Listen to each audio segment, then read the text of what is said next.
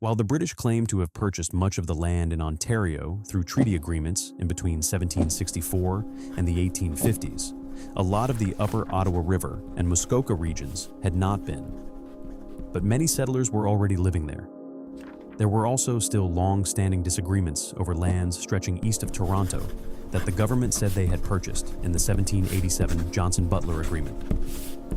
After many years of First Nations pressure for the government to respect their land, hunting, and fishing rights, the Minister of Justice appointed Robert Sinclair to investigate the claims in 1916.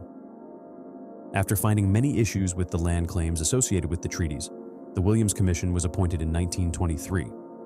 The commission visited 7 First Nations to investigate the claims.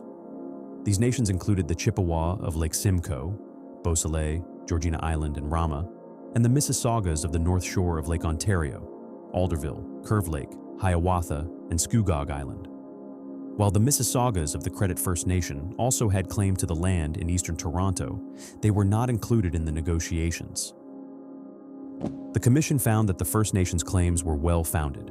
To try and settle the agreement and extinguish Chippewa and Mississauga titles to the land, they made 2 new treaties. They included 3 tracts of land. The first ran along the north shore of Lake Ontario from Etobicoke Creek in western Toronto to the Trent River, just west of Belleville, Ontario. The second stretched from this first strip of land to Lake Simcoe. The third included the land between Lake Huron and the Ottawa River. In total, over 20,000 square kilometers of land was included. These were called the Williams Treaties. The Mississaugas and Chippewas each received one-time payments of roughly $233,000, and each registered band member received $25. This was far less than the land was worth. In 1992, all 7 First Nations filed a lawsuit against the Government of Canada for compensation for the land surrenders and harvesting rights. In 2018, the governments of Canada and Ontario formally apologized and settled with the 7 First Nations for a combined $1.11 billion.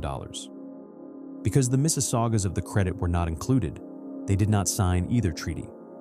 In 2015, they submitted a claim for the return of the Rouge River Valley Tract. In 2025, they reached a settlement with the governments of Canada and Ontario.